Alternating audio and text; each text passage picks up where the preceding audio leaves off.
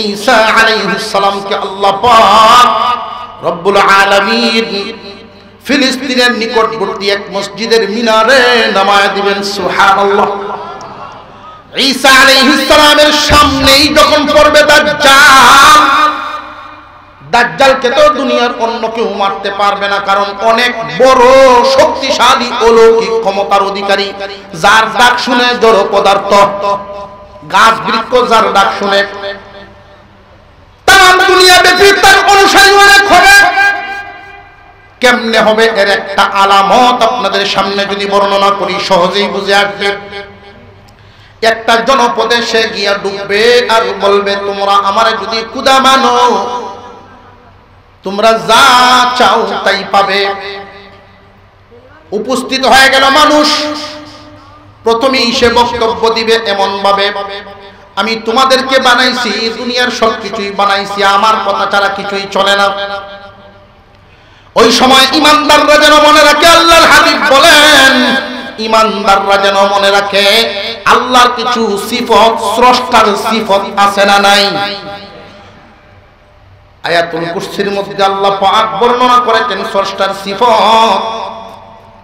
স্রষ্টা আর সৃষ্টির মধ্যে অবশ্যই বেশ কম আছে না না।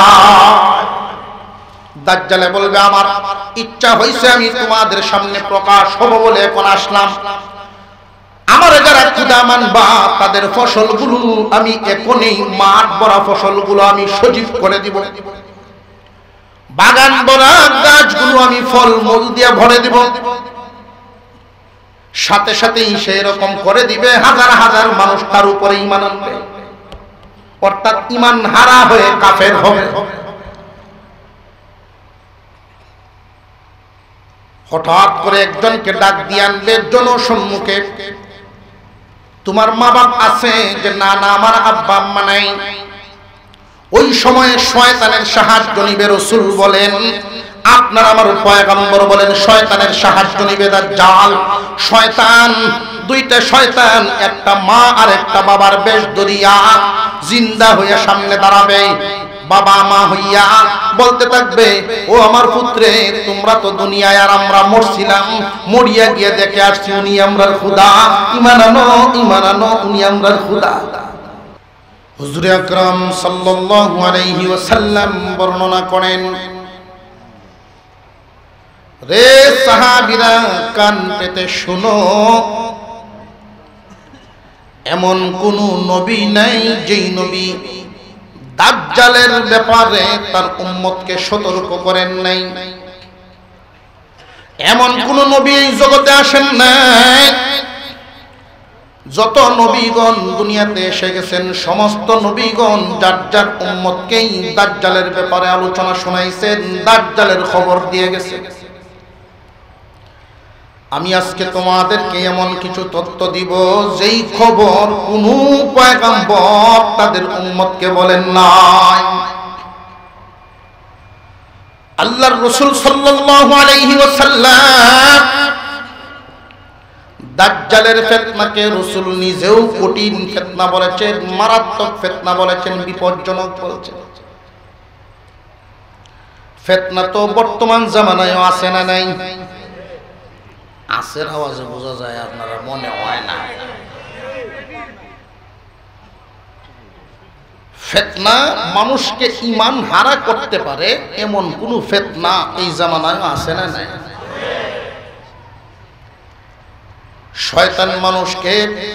শয়তান মানুষকে ঈমান হারা করবে, এটা হলো তার টার্গেট। মহান আল্লাহ পাক রব্বুল আলামিন প্রত্যেকটা মানুষের জন্য জান্নাত বানাইছেন, আল্লাহ তাদেরকে জান্নাত দিবেন, এটা হলো আল্লাহর ইচ্ছা। মানুষকে দুনিয়ার জমিনে ইচ্ছা শক্তি দিয়ে ছেড়ে দিলেন। মানব জাতিরে আল্লাহর ইচ্ছা তোমাদেরকে জান্নাত দিবেন, শয়তানের ইচ্ছা জান্নাত থেকে ফিরাইবে।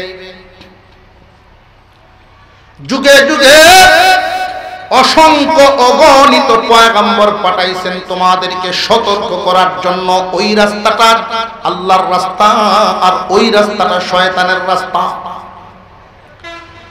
দুনিয়ার জমিনে যে মানুষকে আল্লাহ পাঠালেন ইচ্ছা শক্তিটা দিয়েই পাঠিয়েছেন। ইচ্ছা করলেই পয়গম্বরের বাণী শুইনা যুগে যুগে উম্মতেরা কিয়ামত পর্যন্ত সকল মানুষেরা রাস্তা দুইটাই খোলা আছে। আল্লাহ চান জান্নাত দেওয়ার জন্য, শয়তান চায় জাহান্নামে নেওয়ার জন্য। ইচ্ছা শক্তি দেওয়া আছে, নবীগণ চিনায় গেছেন এটা আল্লাহর রাস্তা, ওইটা শয়তানের রাস্তা, কোনটায় তুমি যাইবা। যে সমস্ত মানুষেরা মন থেকে আশা করে, মন থেকে ইচ্ছা করে, চেষ্টা করে আল্লাহর ইচ্ছায় আল্লাহর জান্নাতে যাব, সেই ইচ্ছা শক্তিটাকে যখন আল্লাহর রাস্তায় চালানো শুরু করেন, মহান আল্লাহ তার জন্য সেই রাস্তায় চলা সহজ করে দেন। যুগে যুগেই ফিতনা আসবে। দাজ্জালের ফিতনা সবচাইতে কঠিন ফিতনা। কেন কঠিন ফিতনা? তার কারণ কি যে দাজ্জাল এমন কিছু বিষয়াদি, এমন কিছু অলৌকিক ক্ষমতার অধিকারী হবে, যেই অলৌকিক ক্ষমতার অধিকারী অতীতে কোনো ফিতনাবাজ ছিল না। অতীতে কোনো ফিতনাবাজি এত অলৌকিক ক্ষমতার অধিকারী ছিল না। বর্তমান জামানায় মানুষকে ঈমান হারা করার জন্য ভণ্ড পীর নামে একটা ফিতনা সমাজে আছে না নাই? ভণ্ড পীরেরা মানুষকে ঈমান হারা করে ফেলে, ঈমান চলে যায়। এমনও পীর আছে মুরিদের সেজদা লয়, আপনারা দেখছেন না? এই পীরে আর নমরুদের মধ্যে বেশ কম কি? এই পীর আর নমরুদের মধ্যে বেশ কম আছে। নমরুদ সারা দুনিয়ার বাদশাহ, এরপরেও তার মন ভরে না। সারা দুনিয়ার বাদশাহী পায়ও মন ভরে না। উজির নাজির কোটওয়াল মজুর আশেপাশে যারা তাকে দেখবেন, বড় বড় নেতাদের ডান বামে যারা তাকে, বেশিরভাগই একটু চাঞ্চা টাইপের, তেলবাজ হয়, তেলবাজ। আপনার চেহারাটা মলিন মনে হয়, মনটা কি খারাপ? এত কিছু পাইলেন এরপরেও মন খারাপ কেন? যে আমি তামাম দুনিয়ার এত বড় বাদশা হইলাম, কিন্তু আমার মনে এখন চাইতেছে আমি খুদা হইতাম।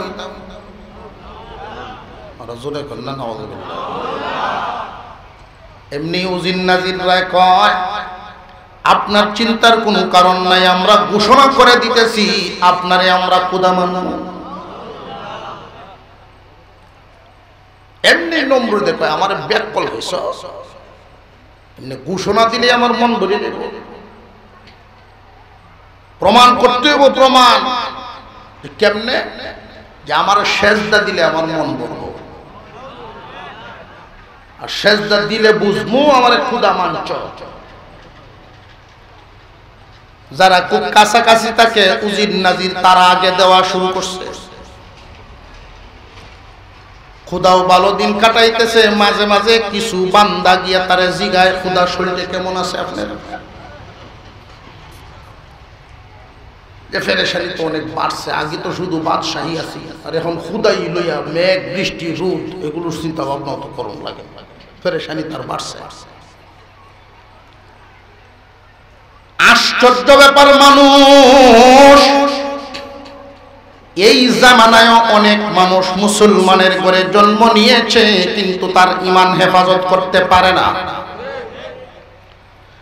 জেনে রাখবেন ঈমানদার মুসলমান ভাইয়েরা আমার, আল্লাহর পয়গম্বর যেই দাজ্জালের ঘোষণা দিয়ে গেলেন, দাজ্জালের ব্যাপারে যে হাদিসে আলোচনা, রাসূল পরিচয় দিলেন দাজ্জাল থেকে বাঁচার সাবধানতা দিয়েছেন। তার কারণ কিন্তু একটাই, ঈমান বাঁচানো। ঈমান হেফাজত করবা। দাজ্জাল শয়তানের একটা রূপ, শয়তানের একটা চাল।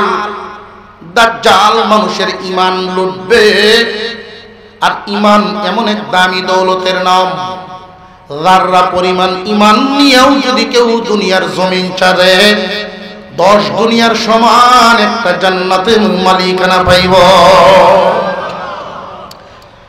মুসলমান ইমানদার ভাইরা আমার, ইমান হারা করার জন্য কত কৌশল চলতেছে, শয়তানের কত ধরনের জাল। এই জাল থেকে যদি বাঁচতে হয় খুব সাবধানতা অবলম্বন করতে হবে। কোন পথে গেলে আমরা বাঁচতে পারবো ওই লাইনের আলোচনাটা আমি পরে আনবো। আগে চিনায় দেই দাজ্জালকে। হুজুর আকরাম সাল্লাল্লাহু আলাইহি ওয়াসাল্লাম সাহাবীদেরকে উদ্দেশ্য করে বলেন, রে সাহাবীরা, এমন কোন নবী ছিলেন না যেই পয়গম্বর দাজ্জালের ব্যাপারে আলোচনা করে যান নাই। সাহাবীরা আরজ করলেন, দাজ্জাল কখন আসবে গো আল্লাহর পয়গম্বর? হুজুর সাল্লাল্লাহু আলাইহি ওয়াসাল্লাম বলেন, দাজ্জাল কিয়ামতের অতি নিকটে আসবে, কিয়ামতের নিকটবর্তী সময় আসবে। দাজ্জালের ফিতনা হবে বড় মারাত্মক ফিতনা। অতীতে এমন কোন ফিতনা আসে নাই দাজ্জালের মতো, কারণ দাজ্জাল এত অলৌকিকতা দেখাতে পারবে, এমন কিছু কর্ম সে দেখাতে পারবে যারা অতীতে কেউ দেখাতে পারে নাই। যেমন যত বড় বন্ডপীরই হোক না কেন, যত কিছুই দেখাক না কেন, সূর্য তার কথা শুনবে না। কিন্তু দাজ্জাল এমন একজন ফিতনাবাজ হবে, সূর্য তার কথা শুনবে। দাজ্জাল এমন একজন ফিতনাবাজ হবে, মেঘমালা বৃষ্টি তার কথায় হবে, তার কথায় বন্ধ হবে। জড় পদার্থকে ডাক দিলে তার কথায় নড়াচড়া করবে। কত বড় ফিতনাবাজ! অর্থাৎ প্রকৃতিকে তার দখলে নিয়ে আসবে, প্রকৃতি তার দখলে থাকবে, তার কন্ট্রোলে থাকবে। সূর্য উঠা নামা, সূর্য দৌড় দেওয়া, পানি কম হওয়া, পানি বেশি হওয়া, মাটির নিচের সম্পদ উঠে যাওয়া, এগুলো কি সাধারণ না অসাধারণ? বর্তমান সময়ের যে ইমানদারদের হালত, কেউ যদি সামান্য একজন পেট ব্যথার রোগীকে ফু দিয়া ভালো করে, ওর পিছনে ঈমান আনবে, ঠিক না? ল্যাংটা ফকিরের পিছনে ঘুরে এমন মানুষও আছে। আশ্চর্য ব্যাপার। কেউ যদি তারারে বুঝাইতে চায় যে আপনি কি পাগলের পিছনে ঘুরতেছেন, সাবধান সাবধান, বুঝে উজ্জে মারতে ল্যাম্পটা থাকলে ভিতরে মাল আছে। ঈমান। বর্তমান জামানার হালত যদি এমন হয়, দাজ্জালের সম্মুখীন হলে কেমন হইব? হুজুর আকরাম সাল্লাল্লাহু আলাইহি ওয়াসাল্লাম দাজ্জালের পরিচয় দেন।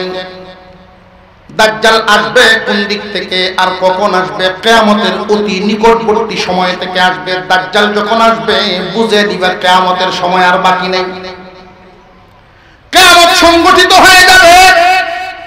কিয়ামতের 10টা বড় বড় আলামত, এই 10টা বড় বড় আলামতের মধ্যে সর্বশেষ বড় আলামত হইল দাজ্জালের আগমন।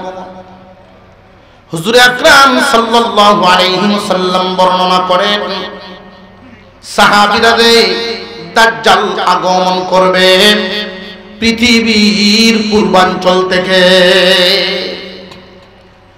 পৃথিবীর পূর্বাঞ্চল থেকে দাজ্জালের আগমন, আবির্ভাব। দাজ্জালের আবির্ভাবটা হবে সম্ভবত যেই শব্দটা উল্লেখ করা হয় তার থেকে বোঝা যায় খুরাসান থেকে। আল্লাহর পয়গম্বর সাল্লাল্লাহু আলাইহি ওয়াসাল্লাম স্বপ্ন যুগে দেখেছেন এই দাজ্জালের রূপ। হুজুর আকরাম সাল্লাল্লাহু আলাইহি ওয়াসাল্লাম বলেন, আমি এমন ভাবে বর্ণনা দিয়ে যাচ্ছি যেন আমার উম্মতেরা যারা তখন জিন্দা থাকবে, আমার উম্মতরা সহজেই দাজ্জালকে দেখতে পারে আর চিনতে পারে।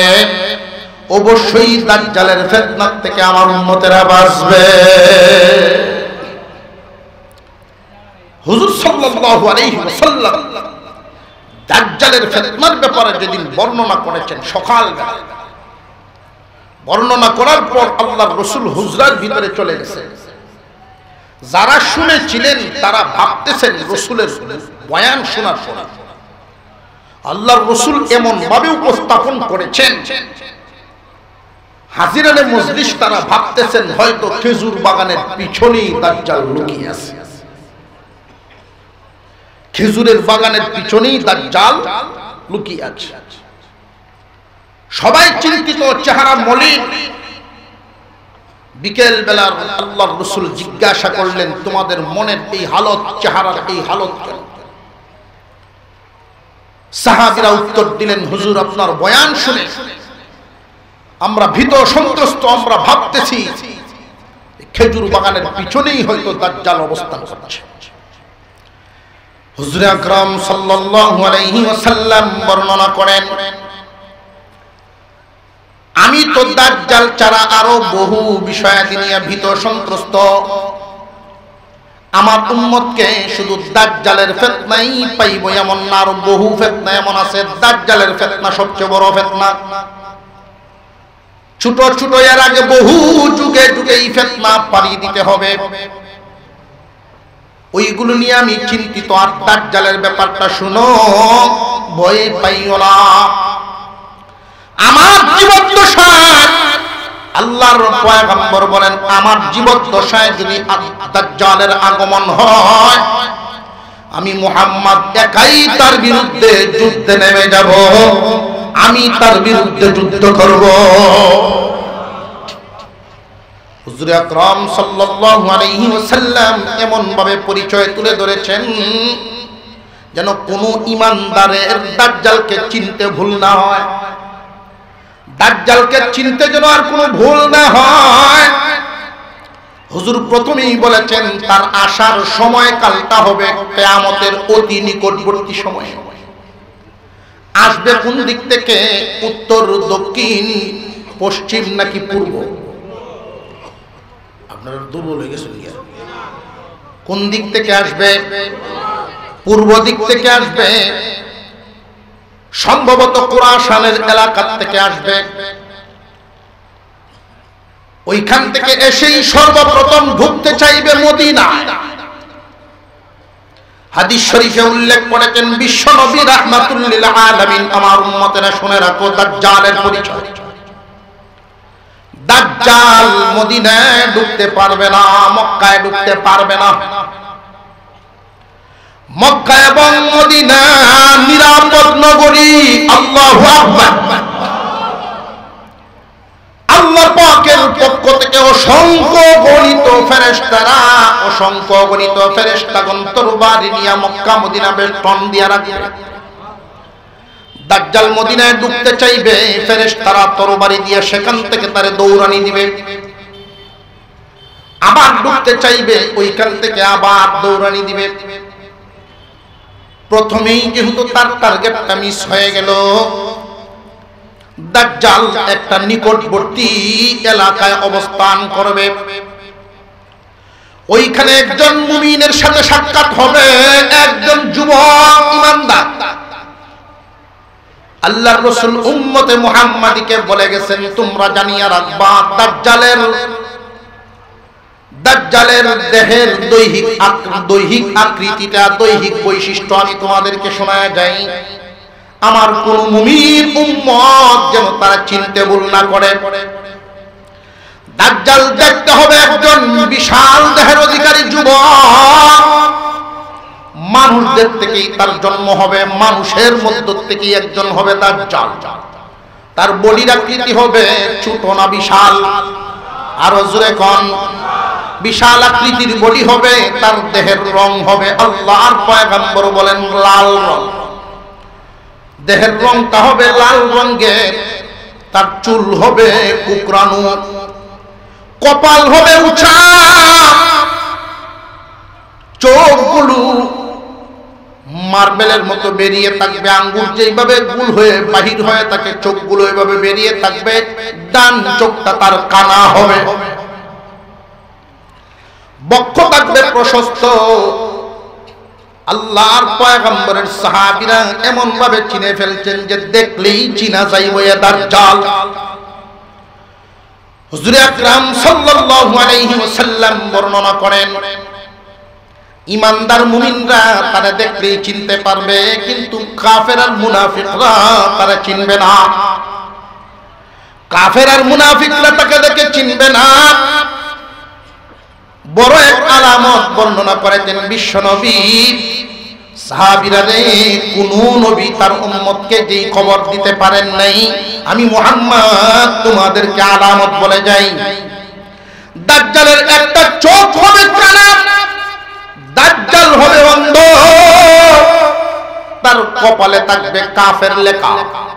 আমার উম্মত শিক্ষিত হোক আর মূর্খ হোক, ওই দিন যাদের ভিতরে ঈমান নামক আলো থাকবে, ঈমান নামক নূর থাকবে, এই ঈমানের নূর দিয়া তার কপালের কাফের লেখাটা দেখে ফেলবে। তখনই ঈমানদার মুমিন আমার বুঝে ফেলবে রে এটাই তো দাজ্জাল। আমার আপনার পয়গম্বর বর্ণনা করে গেছেন, দাজ্জালের পরিচয় দিয়ে গেছেন। মায়ার উম্মত যেন এই দাজ্জালকে পরিষ্কার দিনের আলোর মতো চিনতে পারে। দাজ্জাল যখন মদিনার নিকটবর্তী একটা গ্রামে একটা জনবসতিতে উঠবে, ওইখানে একজন যুবকের সাক্ষাৎ হবে, অনেক মানুষ সেখানে হাজির থাকবে।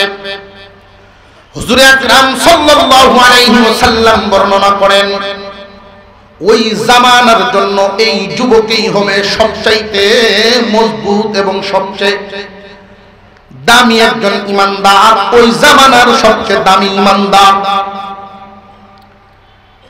দাজ্জাল সর্বপ্রথম যে ঈমানদারের সাথে সাক্ষাৎ করবে, মোকাবেলা করবে, একজন যুবক মদিনার নিকটবর্তী একটা অঞ্চলে বসবাস করত, সে বসবাস করবে। আল্লাহর পয়গম্বর ভবিষ্যৎবাণী বর্ণনা করে গেছেন কিতাবুল ফিতানের মধ্যে। এই যুবক দাজ্জালের সামনে দাঁড়ায় দেখেই বলে ফেলবে, তুই তো অভিশপ্ত দাজ্জাল। যেই মাত্র অভিশপ্ত দাজ্জাল বলে ফেলবে, উপস্থিত জনগণের তো কান কাড়া হয়ে যাবে। তারাও লক্ষ্য করে বলবে, হ্যাঁ ঠিকই তো, রাসূল এইভাবেই বর্ণনা দিয়েছেন।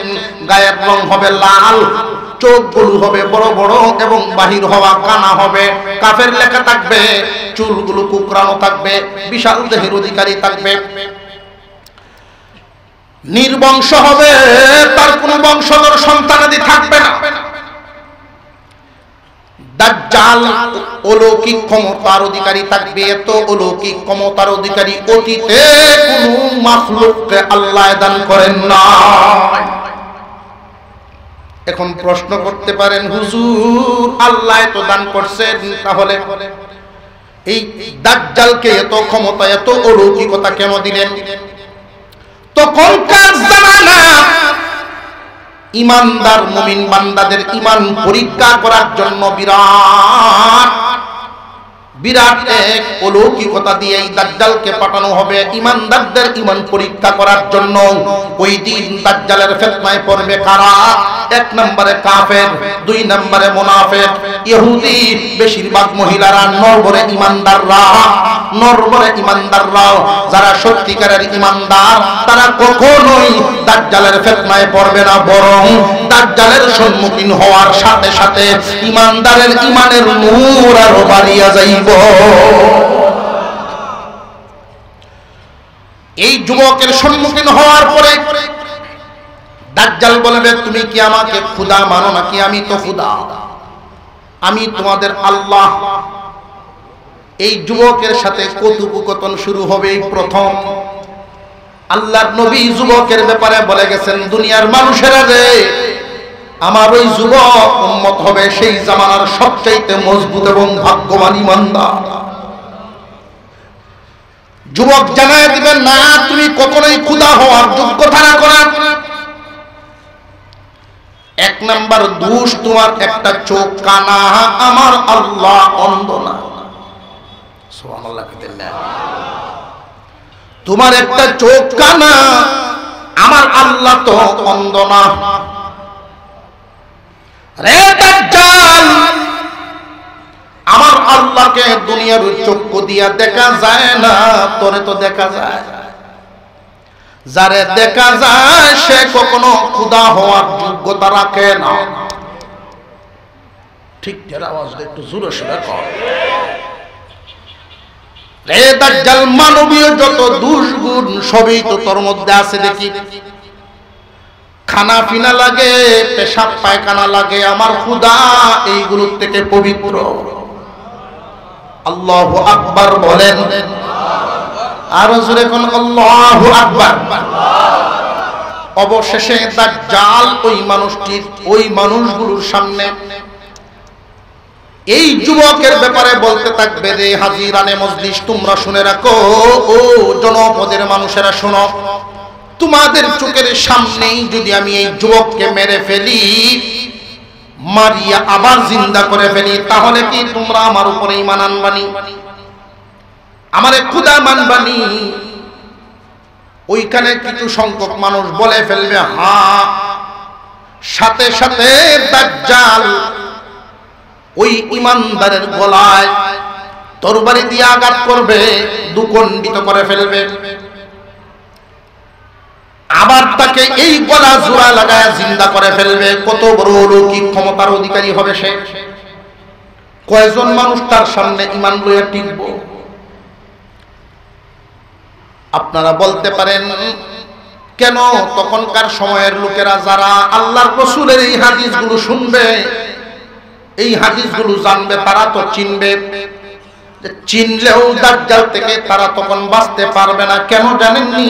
বর্তমান সময়ে তাকায়া দেখেন, নামাজ যে ফরজ কয়জনে না জানে, পর্দা যে ফরজ মুসলমান কয় নারী না জানে, জানার পরেও যেহেতু মানে না, ওই দিন কাফের দেখার পরেও তারে খোদা মানব, নরবরে ঈমানদার। কথা বুঝে আসতেছে আপনাদের? আল্লাহ পাক রব্বুল আলামিন দাজ্জালের ফিতনা থেকে আমাদেরকে হেফাজত করেন। জবান খুলে বলেন আমিন। যুবককে জিন্দা করে ফেলবে, জনপদের মানুষগুলো আশ্চর্য হবে, দাজ্জালকেই মানতে চাইবে, মনস্থ করে ফেলবে। ঠিকই তো, খোদায় যা করে সে তো তাই করে। এমনি যুবক জবান খুলে ডাক দিয়ে বলবে, রে আমার জনপদের মানুষেরা রে, আমি যে তারে শয়তান বলতাম, দাজ্জাল বলতাম, তার উপরে যে আমি ঈমান আনি নাই, এই কথায় আমি আগের চাইতে ডাবল মজবুত। সে যে দাজ্জাল, কোনো সন্দেহ নেই। দাজ্জাল বলবে, তোকে আমি আবার মেরে ফেলবো, আবার মেরে ফেলবে, আবার জিন্দা করবে, আরো শক্ত আওয়াজ দিয়া বলবে, তোমরা কেউ ঈমান আনবা না, সে যে দাজ্জাল, কোনো সন্দেহ না। এখন কেউই জনপদের যা মানুষ আছে সব মানুষ একটু থমকে গেছে। তৃতীয়বার যখন মারতে চাইবে, এখন আর মারতে পারে না। গলায় যখন চুরি লাগাইতে যায়, গলাটা তামা দিয়া আল্লাহর পক্ষ থেকে তামা হয়ে যায়। আমি আগেই বলেছিলাম, যে চায় আল্লাহর রাস্তায় চলতে, আল্লাহ তার জন্য সেই রাস্তা সহজ করে দেয়। যে চায় না, আল্লাহ তারে জুড়ে নেন না। অতীত ইতিহাস লক্ষ্য করলে দেখবেন, অনেক ইমানদাররা অগ্নি পরীক্ষার সম্মুখীন হয়ে গেছেন ঈমান হেফাজতের জন্য, কিন্তু ফেল করেন নাই। আগুনের গর্ত করা হয়েছে, আগুন দিয়ে সেই গর্ত ভরা হয়েছে। ইমানদারকে গর্তের কিনারে নিয়ে দাঁড় করায় জিজ্ঞাসা করা হয়েছে, ঈমান দিবি নাকি জীবন দিবি, ঈমান দিবি নাকি জীবন দিবি? আল্লাহ পাক রব্বুল আলামিনের প্রতি যে সমস্ত লোকেরা ঈমান এনেছেন, এই ঈমানের উপরে অটল থাকতে চেয়েছেন, আল্লাহ এদের ঈমানের নূর বাড়ানোর জন্য সাহায্য করেছেন। কেমন সাহায্য? এদের চোখের সামনে ছোট্ট এক বাচ্চার জবান খুলে দিয়েছেন।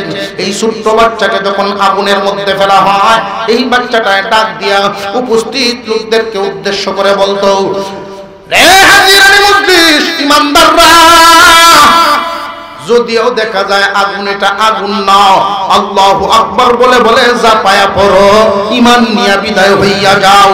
তাকায়া দেখো, যদিও দেখা যায় আগুন, আল্লাহ জান্নাতের বাগান বানায়া দিছে। আল্লাহু আকবার বলে বলে জাপায়া পড়ছে, শহীদ হয়েছে, জাপায়া পড়ছে, শহীদ হয়ে গেছে। হুজুর আকরাম সাল্লাল্লাহু আলাইহি ওয়াসাল্লাম বর্ণনা করে গেছে, এই দাজ্জালের ব্যাপারে সাহাবীরা প্রশ্ন করেছেন, ইয়া রাসূলুল্লাহ, দাজ্জালের চলার গতি কি পরিমাণ হবে, তার দ্রুত গতি কি পরিমাণ হবে? রাসূল বলেছেন, দ্রুত গতি সম্পন্ন বাতাস, মেঘমালা, বৃষ্টির পানিকে, দ্রুত গতি সম্পন্ন বাতাসে বৃষ্টির পানিকে যেইভাবে স্পিডে চালাইতে থাকে, দাজ্জালের চলার গতি হবে এই রকম। দাজ্জালের ডানে এবং বামে দুইটা নদী প্রবাহিত হবে। দাজ্জাল যেদিকে যাবে দুইটা নদীও তার সাথে যাইতে থাকবে। একটা নদীতে খুব স্বচ্ছ এবং মিঠা পানি, দেখলেই নামতে ইচ্ছা করবে, দেখলেই খাইতে ইচ্ছা করবে, পান করতে ইচ্ছা করবে, নিজের শরীর ধুইতে ইচ্ছা করবে। অপর পাশে আরেকটা নদী থাকবে, ওইটার মধ্যে পানিতে টকবক করা আগুন জ্বলতে থাকবে। হুজুর আকরাম সাল্লাল্লাহু আলাইহি ওয়াসাল্লাম হাদিসের মধ্যে বর্ণনা করেন, আমার মায়ার উম্মতেরা, এই হালত যখন দেখবা, এই হালত দেখলে মিঠা পানির নদীতে যাইও না, তোমরা টকবকে জ্বলনেওয়ালা আগুনের মধ্যে পড়িয়া যাইও, দেখবা ওইখানে আল্লাহ জান্নাত রাখছে। দাজ্জালের সাথেই মুমিন বান্দা যুবকের কথোপকথন চলছে, অবশেষে দাজ্জাল পরাজয়ের পথে। এমনি তার অনুসারীদেরকে বলবে, এই মুমিন যুবককে চিরে ফেলো, করাত লাগাও, তার মাথায় চিরে ফেলো, দুখণ্ডিত করে ফেলা হবে। দুইটা খণ্ডের মাঝখান দিয়ে আসা যাওয়া করবে, 2বার 3বার আসা যাওয়া করবে। আবার জোড়া লাগানোর পর এই ইমানদার মুমিন জিন্দা হইয়াই বলবে, আগের চাইতে আমার ঈমান আমার আল্লাহর উপরে 1000 গুণ আরো মজবুত হইছে। অনুসারীরা তাকে ধরে ডিল মারবে, তাকে ধরে ডিল মারবে। দেখতে দেখা যাবে আগুনের নদী কিন্তু জান্নাতের বাগানে গিয়ে পড়বে। দাজ্জাল ওই জনপদ ছেড়ে চলা শুরু করবে। চলতে চলতে সাহাবীরা জিজ্ঞাসা করেছিলেন, আপনার আমার পয়গম্বর উত্তর দিলেন, এই দাজ্জাল চলতে থাকবে তার গতিবিধি মতে। অগণবিজি, এই দাজ্জাল, অভিশপ্ত দাজ্জাল দুনিয়ার বুকে কতদিন অবস্থান করবে?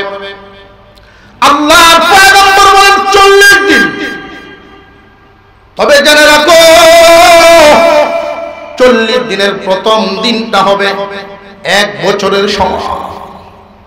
প্রথম দিনটা হবে 1 বছরের সমান লম্বা, দ্বিতীয় দিনটা হবে 1 মাসের মতো লম্বা, তৃতীয় দিনটা হবে 1 সপ্তাহের সমান, চতুর্থ দিন থেকে স্বাভাবিক দিনের মতোই চলতে থাকবে। 40 দিন অবস্থান করবে। 40 দিনে দাজ্জাল তাম দুনিয়া ভ্রমণ করে শেষ করে ফেলবে। তার অনুসারীর সংখ্যা বাড়তেই থাকবে। তাম দুনিয়া ভ্রমণ করবে, শুধু কেবলমাত্র মক্কা এবং মদিনা ছাড়া। মক্কা এবং মদিনায় ঢুকতে পারবে না, কারণ আল্লাহর ফেরেশতাদের বেষ্টনীতে মক্কা মদিনা। হুজুর আকরাম সাল্লাল্লাহু আলাইহি ওয়াসাল্লাম হাদিস শরীফে বর্ণনা করেন, রে আমার মায়ার উম্মতেরা, আমার জীবদ্দশায় যদি দাজ্জালের আগমন হয়, আমি নিজে একাই যুদ্ধ করব, তাকে প্রতিহত করব। যেই দিন আমি থাকবো না, এই দিন যদি দাজ্জালের আগমন হয়, তোমরা এই আলামতগুলো দেখে চিনে নিও দাজ্জাল। যথাসম্ভব তার সামনে না যাওয়াই ভালো। তার সামনে গেলে তুমি তারে দেখা, তার কথাবার্তা শুনে মনে করবা বিরাট বড় ইমানদার। তোমার মন নরম হয়ে যেতে পারে তার প্রতি, এই জন্য দূরে থাকাটাই ভালো। আল্লাহর পয়গম্বর বলেন, যদি পারো দাজ্জাল যখন আগমন করে তখন মক্কা এবং মদিনায় অবস্থান করিও, নিরাপদে থাকবা, আল্লাহর ফেরেশতাদের বেষ্টনীর ভিতরে থাকবা। তাম দুনিয়া ঘুরবো কয়দিনে? আরো জোরে করে 40 দিনের ভিতরেই তাম দুনিয়া ঘুরে ফেলবে। তার অনুসারীর দল হবে অনেক। হাদিসের কিতাবের মধ্যে আসছে দাজ্জালের অনুসারী হবে কারা? এক নাম্বার সিরিয়াল হলো ইহুদিরা। দুনিয়ার যমুনা, দুনিয়ার জামানার বর্তমান জামানায় ইহুদিরা 70,000-এর মতো মানুষ তো এখনই দাজ্জালের অপেক্ষা করে। তাদের ধর্মীয় বিশ্বাস দাজ্জাল হবে তাদের নেতা। কিছু কিছু ইহুদি, কিছু কিছু সংগঠন, কিছু কিছু গোত্র, এদের ধারণা দাজ্জাল এদের নেতা হবে। তখনকার সময়ের দুনিয়ার দৃশ্যটা হবে এমন, দুনিয়ার চিত্র হবে এমন, মুসলমানদের জয় জয়কার হবে, তামাম দুনিয়ায় শুধু মুসলমানদের জয় জয়কার। সম্ভবত এমন এক টাইমেই দাজ্জালের আবির্ভাব হবে মুসলমানদের পতন করার জন্য। আল্লাহর পয়গম্বর বর্ণনা করে গেছেন, সাবধান, দাজ্জালকে দেখে তোমরা চিনে ফেলবা, ঈমান হারা হইও না। 40 দিনে তামাম দুনিয়া ভ্রমণ করে অনুসারী তৈরি করবে। এক নম্বরে ইহুদিরা তার দলভুক্ত হবে, তার দলের লোক। মুনাফিকরা তার দলের লোক। দুর্বল দুর্বল মূর্খ নাদান লোকেরাই ঈমান হারা হয়ে হবে তার দলের লোক। তার দলের লোকদেরকে নিয়ে ফিলিস্তিনের নিকটবর্তী যখন হয়ে যাবে দাজ্জাল, 40 দিন পূর্ণ হয়ে গেলে ফিলিস্তিনের নিকটবর্তী যখন হয়ে যাবে, তখনই ঈসা আলাইহিস সালামকে আল্লাহ পাক রব্বুল আলামিন ফিলিস্তিনের নিকটবর্তী এক মসজিদের মিনারে নামায় দিবেন। সুবহানাল্লাহ। ঈসা আলাইহিস সালামের সামনেই যখন পড়বে দাজ্জাল, দাজ্জালকে তো দুনিয়ার অন্য কেউ মারতে পারবে না, কারণ অনেক বড় শক্তিশালী অলৌকিক ক্ষমতার অধিকারী, যার ডাক শুনে জড় পদার্থ, গাছ বৃক্ষ যার ডাক শুনে তাম দুনিয়া ব্যাপী তার অনুসারী অনেক হবে। কেমনে হবে এর একটা আলামত আপনাদের সামনে যদি বর্ণনা করি সহজেই বুঝে আসবে। একটা জনপদে সে গিয়া ডুববে আর বলবে, তোমরা আমারে যদি খোদা মানো, তোমরা যা চাও তাই পাবে। উপস্থিত হয়ে গেল মানুষ। প্রথমেই সে বক্তব্য দিবে এমন ভাবে, আমি তোমাদেরকে বানাইছি, দুনিয়ার সবকিছুই বানাইছি, আমার কথা ছাড়া কিছুই চলে না। ওই সময় ইমানদাররা যেন মনে রাখে, আল্লাহর হাবিব বলেন, ইমানদাররা যেন মনে রাখে আল্লাহর কিছু সিফত, স্রষ্টার সিফত আছে না নাই। আয়াতুল কুরসির মধ্যে আল্লাহ পাক বর্ণনা করেছেন স্রষ্টার সিফত। স্রষ্টা আর সৃষ্টির মধ্যে অবশ্যই বেশ কম আছে না না। দাজ্জালে বলবে, আমার ইচ্ছা হইছে আমি তোমাদের সামনে প্রকাশ হব বলে এখন আসলাম। আমার যারা খোদা মানবা তাদের ফসলগুলো আমি এখনই, মাঠ ভরা ফসলগুলো আমি সজীব করে দিব, বাগান ভরা গাছগুলো আমি ফল মূল দিয়ে ভরে দিব। সাথে সাথেই সেই রকম করে দিবে, হাজার হাজার মানুষ তার উপরে ঈমান আনবে, অর্থাৎ ঈমান হারা হয়ে কাফের হবে। হঠাৎ করে একজনকে ডাক দিয়ে আনবে জনসম্মুখে, তোমার মা বাপ আছে? যে না না, আমার আব্বা আম্মা নাই। ওই সময়ে শয়তানের সাহায্য নিবে। রাসূল বলেন, আপনার আমার পয়গম্বর বলেন, শয়তানের সাহায্য নিবে দাজ্জাল। শয়তান, দুইটা শয়তান, একটা মা আর একটা বাবার বেশ ধরিয়া জিন্দা হইয়া সামনে দাঁড়াবে, বাবা মা হইয়া বলতে থাকবে, ও আমার পুত্রে, তোমরা তো দুনিয়ায় আর আমরা মরছিলাম, মরিয়া গিয়ে দেখে আসছি উনি আমরার খোদা, ঈমান আনো, ঈমান আনো, উনি আমরার খোদা। এইভাবে জনপদে মানুষকে ঈমান হারা করতে থাকবে। সূর্যকে হুকুম দিবেন, রোদ দাও, সূর্য তার কথা মানবে, অর্থাৎ প্রকৃতি তার দখলে চলে যাবে। মানুষের ঈমান পরীক্ষা করার জন্য, আল্লাহর খাঁটি বান্দাদেরকে তখনকার সময়ে বাছাই করার জন্যই কিন্তু এই অবস্থা। রাসূল বলেন, তার সাথে ডানে বামে দুইটা নদী চলতে থাকবে। এই জনপদের মানুষগুলোকে যারা তার প্রতি ঈমান আনবে অর্থাৎ কাফের হবে, যারা ওই সময় ঈমান হারা হয়ে যাবে, এদেরকে ধনী বানায় দিবেন। কেমন ধনী? এদের ফসলের ক্ষেতগুলো হবে ফসলি জমিতে ভরপুর, বাগানগুলো হবে ফলমূলে ভরপুর, এদের পশুগুলো হবে মোটা তাজা, দুধে উলান ভর্তি থাকবে, টাকা পয়সার কোনো কমতি হবে না। এমনি আর একটা ডাক দিবে, জড় পদার্থ সে তো কথা শুনে। রে আমার অনুসারীরা, আমি তোমাদেরকে ধনী বানায় দিবার চাই। তোমরা খেয়াল করো, মাটির নিচে খনিজ সম্পদ, মাটির নিচে খনিজ সম্পদ। সে যখন ডাক দিবে, মাটির নিচের খনিজ সম্পদ মাটির নিচ থেকে উপরে ভেসে আসবে। মানুষ মনকে মন, স্বর্ণ রূপা হীরা মালিক মুক্তার মালিক হবে, তারই তো খোদা মানব। যে সমস্ত লোকেরা লক্ষ্য করে দেখবেন, এই দুনিয়ার জমিনে সামান্য একটা চেয়ার পদ ফাইলে ইসলাম সাইডে, আর একটু জোরে কর, সামান্য একটা পদ চেয়ার ফাইলে যদি ইসলাম বদলায় ফেলে, এই মানুষ খনিজ সম্পদ ফাইলে দাজ্জাল রে মানতে তার অসুবিধাটা কোথায়? কথা বুঝে আসতেছে? সত্যিকারের ইমানদাররা কিন্তু ক্ষতিগ্রস্ত হয়ে গেলেও ঈমান হারা হয় না। ক্ষতিগ্রস্ত হবে কিন্তু ঈমান হারা হবে।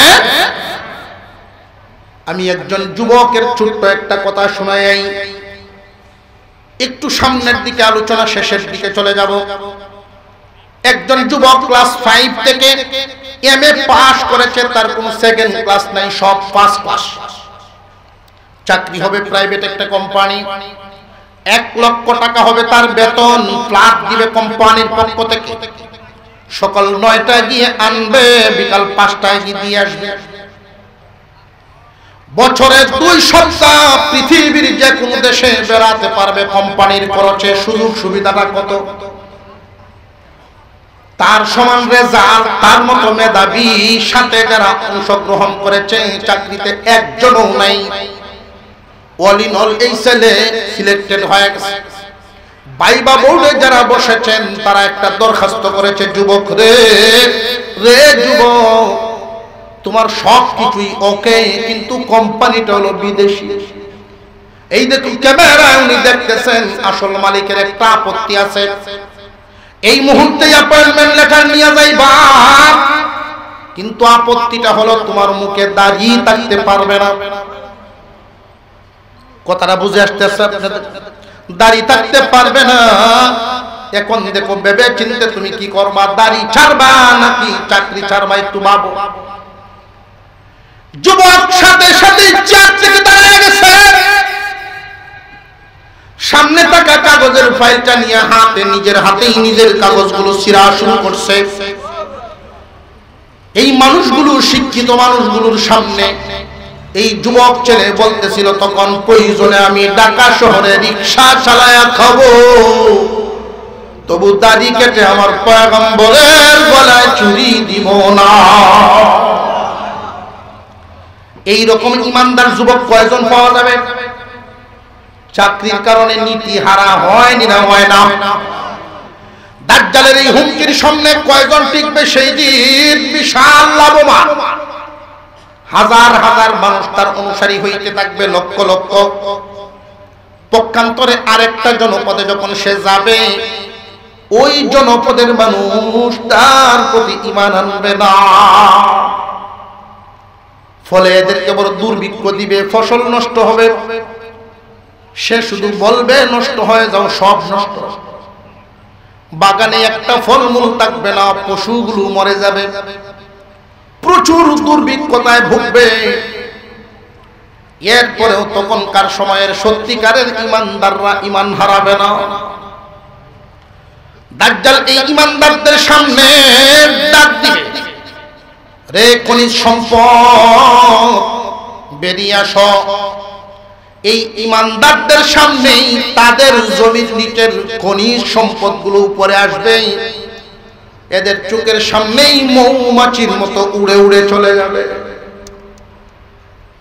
এরপরেও ওই দিনের ইমানদাররা একটু আফসোসও পর্যন্ত করবে না, কারণ তারা সত্যিকারের ইমানদার। তারা জানে সামান্য ঈমান 10 দুনিয়ার সমান নয়, এর চাইতে আরো অনেক বেশি দাম। দাজ্জালের সাথে সাক্ষাৎ হবে ফিলিস্তিনি এলাকায় ঈসা আলাইহিস সালামের। ঈসা আলাইহিস সালামের সাথে যখন সাক্ষাৎ হবে, ঈসা নবীর সাক্ষাৎ, আল্লাহর পয়গম্বর এখন তো উম্মতে মুহাম্মাদির মর্যাদা নিয়ে আসবেন, উম্মতে মুহাম্মাদি সেজে আসবেন। উনি কেন আসলেন দুনিয়ায়? যে ওনার একটা ব্যক্তিগত কাজ বাকি আছে। কি ব্যক্তিগত কাজ? আল্লাহর পয়গম্বর ঈসা আলাইহিস সালাম জীবিত অবস্থায় আসমানে উঠে গেছিলেন, আসমানে উনারে উঠায় নেওয়া হয়েছে, মরণটা উনার বাকি রয়েছে। মৃত্যু নামক কাজটা দুনিয়াতে দেওয়ার জন্যই পুনরায় আনা হবে। ঈসা আলাইহিস সালাম যখন দাজ্জালের দিকে তাকাবেন, ঈসা আলাইহিস সালামের নজরেই দাজ্জালের শরীরের অবস্থা হবে এমন, পানিতে লবণ যেইভাবে গলে দাজ্জালের দেহটা ঈসা নবীর নজরে এইভাবে গলতে থাকবে। মুসলমানরা তখন যুদ্ধ শুরু করে দিবে দাজ্জালের অনুসারী ইহুদিদের সাথে। বিশাল যুদ্ধ হবে, তুমুল যুদ্ধ। ঈসা আলাইহিস সালাম বলবেন, গলতেছস গলতেছস, পানির মতো গলতেছস, তোর শরীরটা লবণের মতো গলতেছে, কিন্তু তোর জান তো এইভাবে বের হবে না, তুই আরো মানুষকে ধোঁকা দিবি। এমন একটা আঘাত করব যেই আঘাত থেকে তুই বাঁচতে পারবে না। উনি একটা হাতে বর্ষা নিবেন, দূর থেকে আঘাত করবেন, এই বর্ষাটা তাকে দুনিয়ার থেকে বিদায় করে দিবে। তার অনুসারীদের সামনেই তার মরণ দেখে অনুসারীদের ভিতরে যখন ঠেলা ধাক্কা শুরু হয়ে যাবে, খুদা দি মরে গেছে, খুদা মরল কেমনে? তাহলে তো এটা খুদা না, বুঝে লাইছে এটা হুদা। কথা বুঝে আসছে? ওই যোদ্ধাদের মনের অবস্থা কি সবল থাকবো না দুর্বল হইব? দুর্বলতায় মুসলমানদের কাছে সেই দিন পরাজয় বরণ করার পরে ইহুদিরা এদিক ওদিক পলায়ন করতে থাকবে। কিতাবের মধ্যে উল্লেখ করা হয়, ওই দিন ইহুদিরা পাথরের নিচে গিয়ে পলাবে, পাথরের পিছনে পলাতে চাইবে, গাছের পিছনে লুকাবে। গাছ ওই দিন জবান খুলে ডাক দিবে, গাছে জবান খুলে ডাক দিবে, আমার পিছনে ইহুদি, তারে ধরে নেও, শাস্তি দাও। রে মুসলমানেরা, আমি পাথরের পিছনে জঘন্যতম এই ইহুদিরা আছে, বেঈমানরা, এদেরকে ধরে নেও, শাস্তি দাও। এইভাবেই দাজ্জালের অনুসারীদেরকে দুনিয়ার জমিন থেকে বিদায় করা হবে।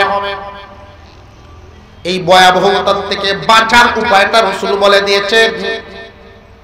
আল্লাহর পয়গম্বর দোয়া করতেন, আল্লাহুম্মা ইন্নী আউযু বিকা, আল্লাহুম্মা ইন্নী আউযু বিকা মিন ফিতনাতিল মাসিহিদ দাজ্জাল।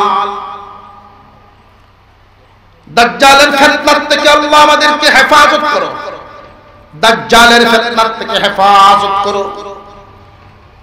দোয়া এমন ভাবে মুখস্থ করাইছেন সাহাবীদেরকে আল্লাহর রাসূল, যেইভাবে সূরা মুখস্থ করাইতেন, দাজ্জালের ফিতনাত থেকে বাঁচার দোয়া মুখস্থ করাইতেন। এত কঠিন মারাত্মক ফিতনা আল্লাহর পয়গম্বর হাদিসের মধ্যে বর্ণনা করে। সূরা কাহাফ, সূরাতুল কাহাফ প্রতি জুমায় যারা তিলাওয়াত করবে, প্রতি জুমার দিন শুক্রবারে সূরা কাহাফের আমল যারা করবে, আল্লাহ এদেরকে দাজ্জালের ফিতনাত থেকে হেফাজত করবে। দাজ্জালের ফিতনাত থেকে বাঁচার জন্য পরামর্শ দিয়েছেন।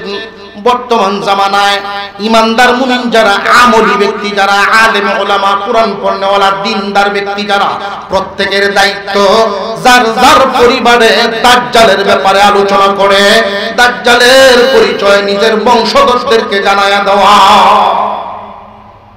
পরিবারে আলোচনা করা এমন রূপ আসবে তোমার চোখের সামনে, আমরা সামান্য কিছু দেখলে ঈমান হারায় ফেলি। আল্লাহর রাসূল বলেন, তোমার চোখের সামনে যদি দেখো ডানে চলতেছে নদী, বামে চলতেছে নদী, আঙ্গুলের ইশারায় সূর্য নামে, আঙ্গুলের ইশারায় রোদ উঠে, রোদ নামে, বৃষ্টি পড়ে, বৃষ্টি বন্ধ হয়, মুর্দা জিন্দা হয়, এরপরেও তার প্রতি ঈমান আনা যাবে না। কথা বুঝে আসতেছে? তারাকতু ফীকুম আমরাইন লান তাদিল্লু মা তামাসসাকতুম বিহিমা কিতাবাল্লাহি ওয়া সুন্নাত রাসূলি। আল্লাহর পয়গম্বরের হাদিস পড়েছিলাম খুতবায়। হুজুর আকরাম সাল্লাল্লাহু আলাইহি ওয়াসাল্লাম বলেন, আমার উম্মত, আমি তোমাদের মধ্যে দুইটা বস্তু রেখে গেলাম, একটার নাম কুরআন কিতাবুল্লাহ, আরেকটার নাম সুন্নাত সুন্নতে রাসূলুল্লাহ। কোরআন সুন্নাহ রেখে গেলাম, আঁকড়ে ধরবা, কেউ কোনোদিন তোমাদেরকে লাইনচ্যুত করতে পারবে না। কোরআন রেখে গেছেন, আল্লাহর রাসূলের সুন্নাহ রেখে গেছেন। এই হাদিস আপনাদেরকে কেন শোনাইলাম খুব ভালো করে বুঝবেন। দাজ্জালের ইতিহাস, দাজ্জালের ঘটনার সাথে এই হাদিসের কি সম্পৃক্ততা। এবার আসেন আমার আসল কথায়। আমার যেই লক্ষ্য উদ্দেশ্য আপনাদেরকে একটা কথা জানায় দেওয়া। তাম দুনিয়া জুড়ে মুসলমানদের বিরোধী কি এক দল না বহু দল?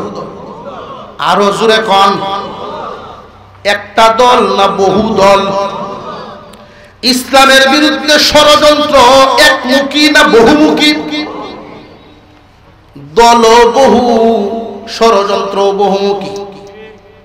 তবে জানিয়ে রাখবেন, লক্ষ্য উদ্দেশ্য কিন্তু একটা।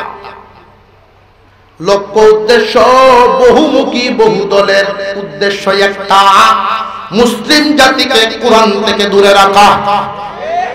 আর একটু জোরে কর, মুসলিম জাতিকে যদি কোরআন থেকে দূরে রাখতে পারে, দাজ্জালের ফিতনা থেকে বাঁচার যোগ্যতা হারায় ফেলবে। কুরআনুল কারীম এমন এক পরশ পাথরের মতো দামি এক দৌলতের নাম।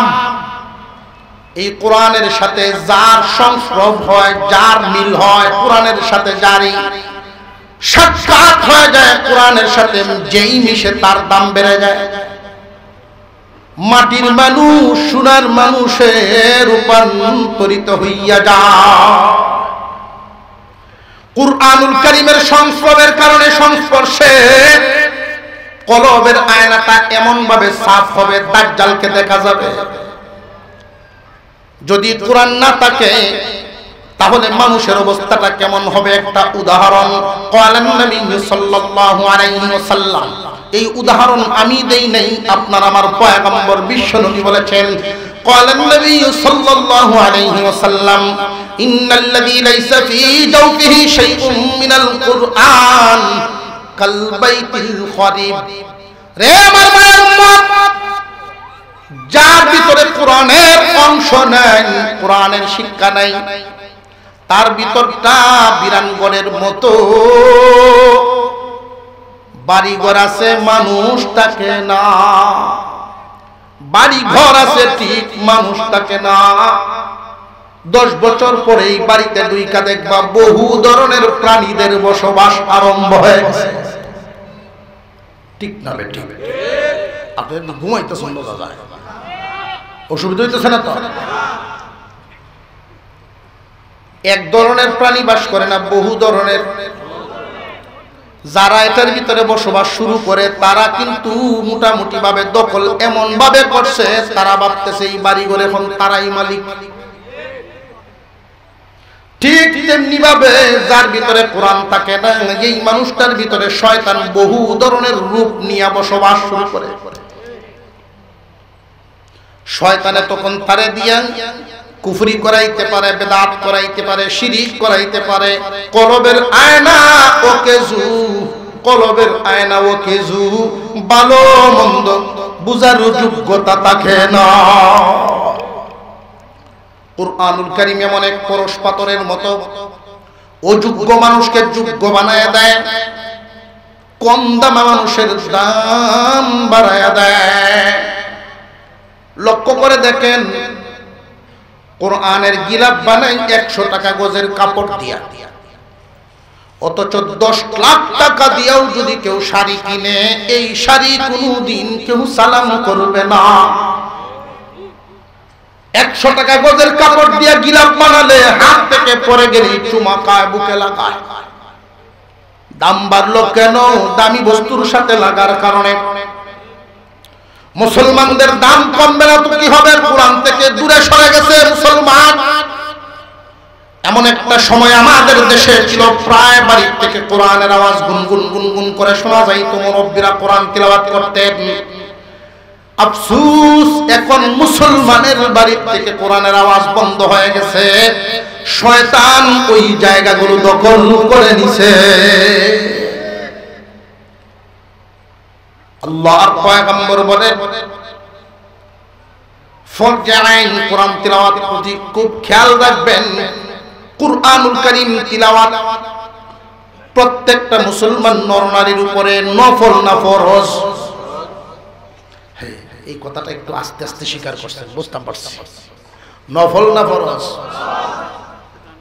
কোরআনের হাফেজ হওয়া, কোরআনের আলেম হওয়া, মুফতি হওয়া ফরজে কিফায়া। কি ফরজে? কিন্তু কোরআন তিলাওয়াত দেখে দেখে তিলাওয়াত করতে জানা ফরজে আইন। ফরজে কিফায়া হলো দুর্লভপুর এলাকায় যদি হাতে গোনা দুই একজন দু চারজন হাফেজ আলেম হয়ে যায়, সবার পক্ষ থেকে হক আদায় হয়ে গেল। আর ফরজে আইন হইল বাবা যেটা করব ভূতে ওইটা করব না। বাপ শিখলে ভূতেরটা আদায় হতো না, মায় শিখলে জিতটা আদায় হতো না। সবার জন্য কোরআন তিলাওয়াত, সহিহ শুদ্ধ তিলাওয়াত জানা জরুর। ফরজে আইন কেন করলেন? যে কোরআনুল কারীম ছাড়া কোনো মানুষ মুক্তির রাস্তা খুঁজে পাবে না, সফলতার রাস্তা খুঁজে পাবে না। একমাত্র কোরআন শিক্ষাই মানুষকে সফলতার রাস্তা দেখাতে পারে। কেমনে? একটা উদাহরণ দিলে খুব সহজে বুঝে ফেলবে। দেখবেন মানুষ জিন্দেগি খাটায় ফেলছে মসজিদের বাইরে, নামাজ পড়ে না। নামাজ পড়ে কখন? বুড়া হয়ে যখন। ঠিক না বেটি? বুড়া বয়স মানুষ নামাজে লাগে। আমি এটা উদাহরণ দিই প্রায় সময়। সিরা টেকা দান করলে যেই কথা, এই বুড়া বয়স মসজিদে তো এই কথা। দান বাক্সের মধ্যে এমন টেকা দিছে, এটা কোনো দুহানো যখন চলে না, যত্ন করে তুইছে, যা জুম্মার দিন আল্লাহর ঘরে দিলে।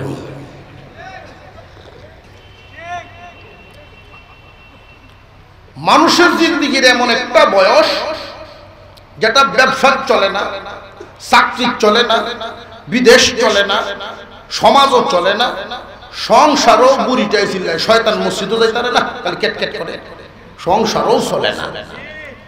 এই অসল জিন্দিগি মসজিদের জোনার দেয়। ওইখানে ইমাম সাহেব একটু পরে আপনি কই যান গিয়া, ইমামে কয় আল্লাহ এই গজব অবশেষে আমার উপরে না চলেছে।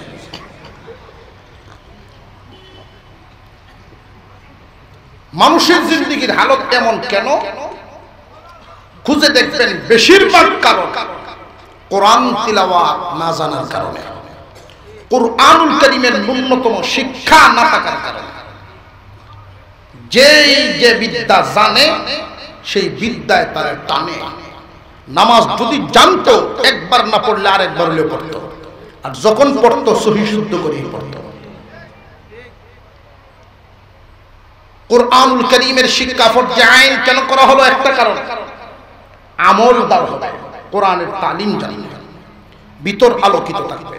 শয়তান ইচ্ছা করলেই যেভাবে ইচ্ছা সেই সুরত নিয়ে বাস করতে পারবে না। সবচেয়ে গুরুত্বপূর্ণ যে কারণটা সেটা হলো আপনারা মাসালা দিবেন, আমি বলবো আপনারা মাসালা দিবেন। নামাজের ভিতরে থেকে যদি কেউ কেউ মাথায় নেয় কথা কয় আল্লাহু আকবার আলহামদুলিল্লাহ সূরা চলতেছে, এমনি যদি জিগাইলে একজনে কি বল অত দেরি কেন আজকে তোমার আইতে, নামাজ হইব না ভাঙব? তাহলে বোঝা গেল নামাজ ভাঙে। নামাজ ভঙ্গ হওয়ার যতটা কারণ আছে, শুধু মাতলেই যে ভাঙবে এমন না, আরো কারণ। এর মধ্যে গুরুত্বপূর্ণ প্রথম কারণটা যেটা, নামাজে যদি কেউ অশুদ্ধ তিলাওয়াত করে নামাজ শেষ। এখন অশুদ্ধ তিলাওয়াতটা কিরকম আমি বুঝি। কেউ হয়তো মনে মনে ভাবতে পারেন যে হুজুর বললি তুই, আল্লাহ তো বুঝুন, বললি তুই। আলহামদুলিল্লাহি রাব্বিল আলামিন, সকল প্রশংসা একমাত্র আল্লাহ রাব্বুল আলামিনের জন্য।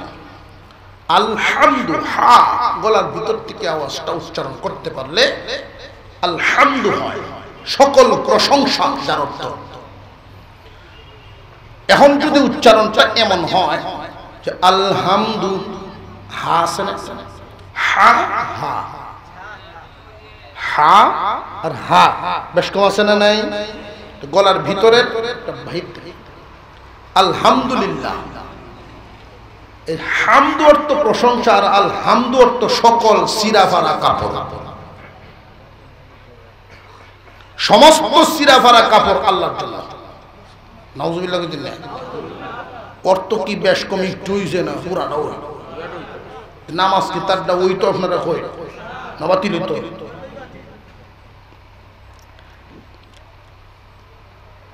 দুনিয়ার শিক্ষা, মানব রচিত শিক্ষা আর ওহির শিক্ষার মধ্যে তফাৎ আছে। ওহির শিক্ষা যখন তখন যেই সেই বয়সে শিক্ষা করা যায় না, খুব কঠিন হয়। কাদা মাটির মতো বাচ্চার বয়স থাকতেই তার এই হরফগুলো জায়গা লওয়ানি লাগে। ছোটবেলায় যদি তাকে জপায়া জপায়া উচ্চারণ করে ঠিক করা যায়, সারা জিন্দেগিতে আমল করতে তার বেঘাত ঘটে না। আর যদি এগুলো যখন পাকা পোক্তা হইয়া যায়, বড় হইলে আর জায়গা লওয়ানো যায় না। 10,000-এর মধ্যে খুঁজলেও 2-4 জন মিলাতে পারবেন না যে ঠিক হইছে। 10,000-এর মধ্যেও 2-1 জন মিলাতে। ইমাম সাহেব যদি চেষ্টা করেও মাঝে মাঝে, যা বুড়া বয়স হইল তো আইসে আমার মুসল্লি, যা 4টা সূরা ঠিক করাই দিই, আলহামদুলিল্লাহ, কুল হুয়াল্লাহ, এগুলো জবাইছে কয়েক মাস। এরপরে যদি উনি ঘোষণা দেন যে আমি আগামীকালকে জোহরের সময় শুনবো কে কি পরিমাণ শিখছেন, তা আমার বিশ্বাস যেটা আমরা যে হালত জোহরের সময় ইমাম সাহেব একলাই নাও শোনা লাগবো, কেউ একটা 40 দিনের একটা জামাতে 16-17 জন মুরব্বী, বুড়া, সব বুড়া, 70-এর উপরে সব, 2 জন আলেম ওনাদেরকে দিয়ে জামাত পাঠাইছি। ফাজাইলে আমলের তালিম হবে কম, সূরার মশক হবে বেশি, এগুলো আমার পরামর্শ। 26 দিনের মাথায় একটু রেকর্ড করে আমারে পাঠাইছে, হুজুর শুনেন, এই 26 দিন মেহনত করেও কোনো কাম হইল না। কারণ কি? টাইনে টাইনে সুজা হয়ে একটা জায়গা আনি, পরে যেই রেকর্ড শুনলাম, মুরব্বীরা পরে হাম্মা লাতাল ফাতাল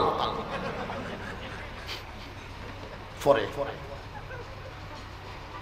আমি আমার এই অভিজ্ঞতার থেকে বলতেছি, কিয়ামতের দিন মানুষ যখন আমল কবুল হবে না পড়ছে কেন? ভুল পড়ার কারণে।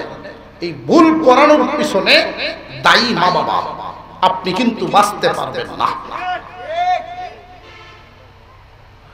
আলেম বানানো আপনার উপরে ফরজ না, কিন্তু কোরআন শিক্ষা দেওয়া ফরজ। ছেলে হোক আর মেয়ে হোক, প্রত্যেক মুসলমান নরনারী কুরআনুল কারীমের সহিহ তালিম শুরু করে দেখ, আল্লাহ অভাব দূর করবেন, পেরেশানি দূর করবেন, রিজিক বাড়ায়া দিবেন।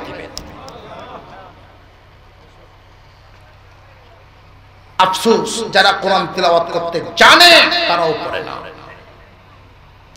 অথচ কুরআনুল কারীম এমনই এক দৌলতের নাম, কুরআনুল কারীম এমনই এক দৌলতের নাম, যেই দৌলত একটা হরফ তিলাওয়াত করলে 10টা নেকি পাওয়া যায়। শুধু নেকি বাড়ি হয় তা না, কোরআনের বসায় কলবের ময়লা সাফ হয়ে যায়। কুরআনুল কারীম তিলাওয়াত করলে আল্লাহ সন্তুষ্ট হইয়া যান। মুমিন ঘরে ঘরে কোরআন তালিম, কোরআনের তালিম শুরু করেন, কোরআন পড়া শুরু করেন। আল্লাহ যেন আমাদেরকে আমলের তৌফিক দান করেন, বলুন আমিন।